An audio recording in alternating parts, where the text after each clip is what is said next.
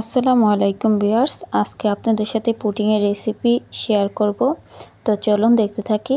তো আমি প্রথমে এখানে 3 টেবিল চামচ চিনি আর 2 টেবিল চামচ পানি দিয়ে জাল দিয়ে নিচ্ছি ক্যারামেল বানানোর জন্য। তো এই তো নাড়তে নাড়তে একটু কালার চলে আসতেছে পানিটা শুকানোর পর। দেখতেই পাচ্ছেন প্রায় কালার চলে আসতেছে, একটু হালকা হালকা হলদে হলদে ভাব চলে আসছে। তো এটা আমি লো আঁচে আমি এটা আস্তে আস্তে ক্যারামেলটা বানিয়ে নিব।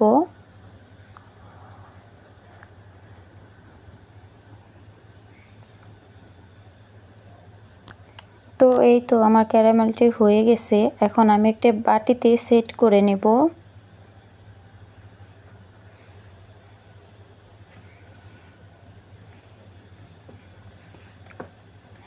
এই তো আমি একটি বাটিতে সেট করে নিয়ে আমি কিছুক্ষণ রেস্টে রেখে দেব, এটা ঠান্ডা হওয়া পর্যন্ত। আর এদিকে আমি পুডিংয়ের জন্য সব কিছু রেডি করে নিচ্ছি। এখানে আমি 4টা ডিম নিয়েছি। ডিমগুলি অবশ্যই নর্মাল ডিম হতে হবে, ফ্রিজের ডিমটা হলে চলবে না, যার জন্য।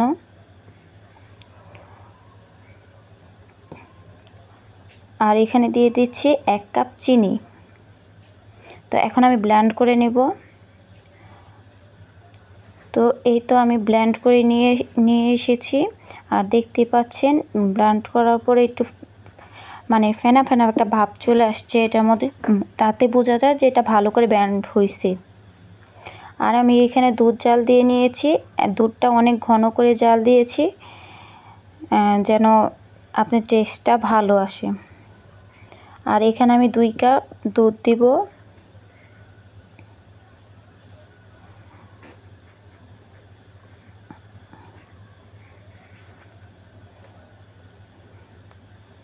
তো এই তো আমি এখানে 2 কাপ মতো দুধ দিয়ে দিয়েছি। আর এখানে আমি দেব কিছু টুকরো করে মানে পাউরুটি। তো এই যে পাউরুটি আমি কিছু টুকরো করে রেখেছি, তো এগুলো আমি এখন এগুলির সাথে দিয়ে দিব, দিয়ে আবারও ব্লেন্ড করে নিব।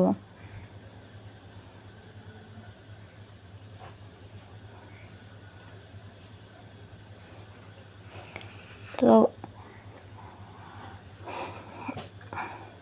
এই তো আমার ব্লেন্ড করা হয়ে গেছে। এখন আমি এই বাটিতে আমি ঢেলে দিব। ঢেলে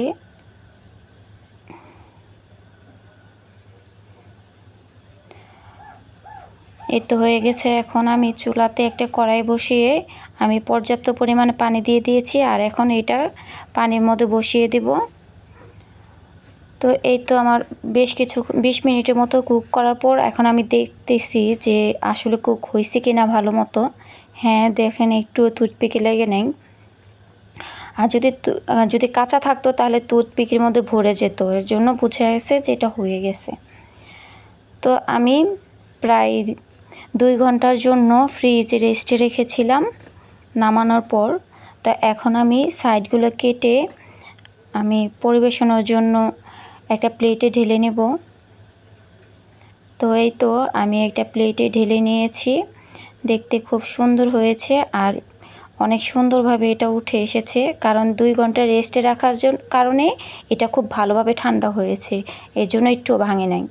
তো যারা আমার চ্যানেলে নতুন আছেন প্লিজ চ্যানেলটিকে সাবস্ক্রাইব করে দিবেন, লাইক কমেন্ট শেয়ার করবেন।